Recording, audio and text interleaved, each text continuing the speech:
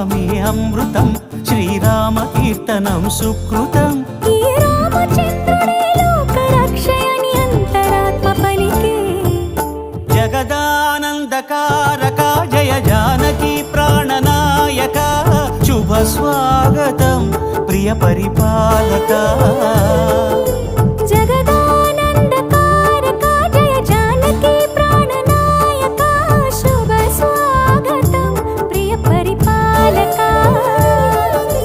మంగళకరమౌ నీరాక, ధర్మానికి వేదిక అవుగాక, మా జీవనమే ఇక పావనమౌగాక.